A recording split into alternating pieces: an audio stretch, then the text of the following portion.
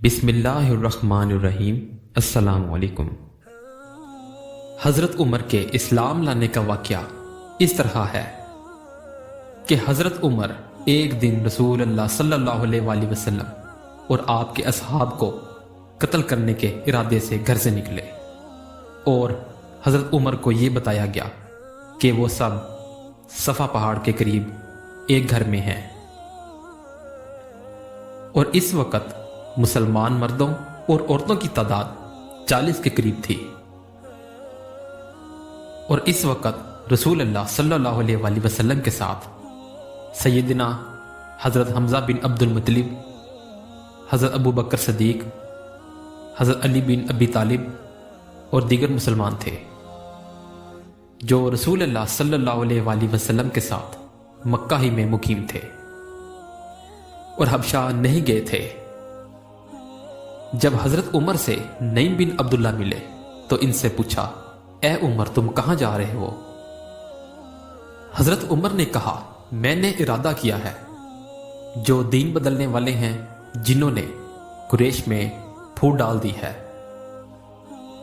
اور ان کے نوجوانوں کو بہکایا ہے، ان کے دین کی مذمت کی ہے اور ان کے خداؤں کو برا کہا ہے، سو میں ان کو قتل کر دوں گا۔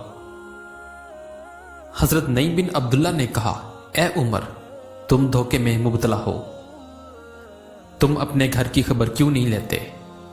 تمہارے بہن اور بہنوئی دونوں مسلمان ہو چکے ہیں اور وہ دونوں حضرت محمد صلی اللہ علیہ وآلہ وسلم کے دین کی پیروی کرتے ہیں۔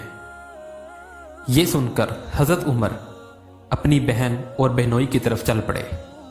جب حضرت عمر وہاں پہنچے تو حضرت خباب بن ارد کی آہٹ سنی تو انہوں نے حضرت خباب کو کہیں چھپا دیا اور حضرت فاطمہ نے وہ صحیفہ بھی چھپا دیا۔ حضرت عمر نے حضرت خباب کے قرآن پڑھنے کی آواز سن لی تھی۔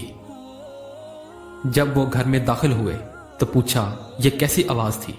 ان دونوں نے کہا، ہم نے تو کوئی آواز نہیں سنی۔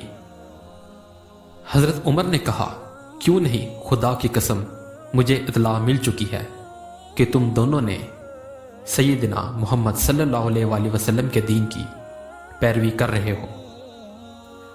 پھر انہوں نے اپنے بہنوئی کو تھپڑ مارا۔ ان کی بہن ان کو بچانے کے لیے کھڑی ہوئی تو اس کو بھی مارا اور ان کا سر پھاڑ دیا۔ جب انہوں نے بہت مارا تو ان کی بہن اور بہنوئی نے کہا، ہاں ہم مسلمان ہو چکے ہیں، ہم اللہ اور اس کے رسول پر ایمان لا چکے ہیں، اب جو تمہارے جی میں آئے کرو۔ جب حضرت عمر نے اپنی بہن کا خون بہتے ہوئے دیکھا تو ان کو اپنے مارنے پر ندامت ہوئی اور وہ مارنے سے رک گئے اور اپنی بہن سے کہا، اچھا مجھے وہ صحیفہ دکھاؤ جس کو تم ابھی پڑھ رہے تھے۔ حضرت عمر پڑھے لکھے انسان تھے۔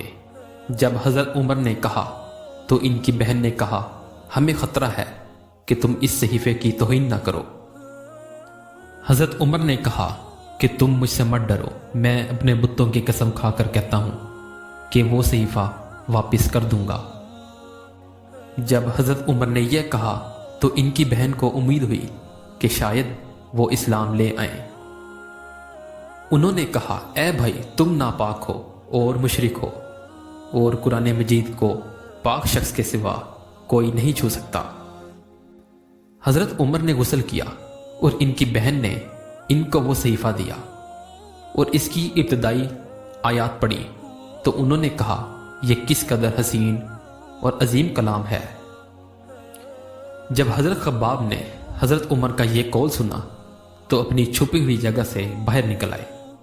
اس وقت حضرت عمر نے کہا، اے خباب، حضرت محمد صلی اللہ علیہ وآلہ وسلم کی طرف میری رہنمائی کرو تاکہ میں اسلام لاؤں۔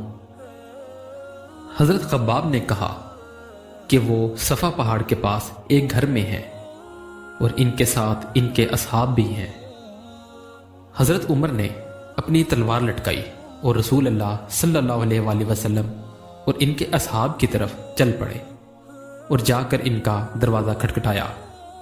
جب انہوں نے दस्तक की आवाज सुनी तो असहाब में से किसी ने उठकर दरवाजे की झरी में से झांक कर देखा तो घबरा कर कहा, या रसूलल्लाह सल्लल्लाहु अलैहि वसल्लम, ये तो उमर है, वो तलवार लटकाए हुए आया है।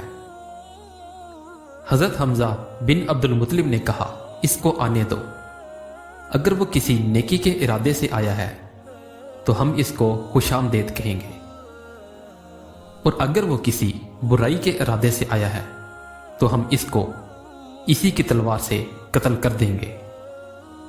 रसूलुल्लाह सल्लल्लाहु अलैहि वसल्लम ने फरमाया, इसको आने की इजाजत दो। फिर इसने इजाजत दे दी। रसूलुल्लाह सल्लल्लाहु अलैहि वसल्लम खड़े हुए और हजरत उमर को अपनी तरफ जोर से खींचा और फरमाया, ए उमर, तुम किस लिए आए हो? बस अल्लाह की कसम, मैं देख रहा हूं कि तुम इस वक्त तक बाज नहीं आओगे हत्ता कि अल्लाह तुम पर कोई सख्त अजाब ना भेज दे। हजरत उमर ने कहा, मैं आपके पास इसलिए आया हूं ताकि मैं अल्लाह पर और इसके रसूल पर और अल्लाह के पास से लाई हुई चीज़ों पर ईमान लाऊं। ये सुनकर रसूल अल्लाह सल्लल्लाहु अलैहि वसल्लम ने बाआवाज़ बुलंद फरमाया, अल्लाह अकबर, हत्ता के घर में मौजूद तमाम असहाब ने जान लिया कि उमर इस्लाम ले आए हैं। ऐसी मज़ीद वीडियोस देखने के लिए हमारे चैनल को लाइक और सब्सक्राइब करें। अपना बहुत सा ख्याल रखिएगा। अल्लाह हाफिज़।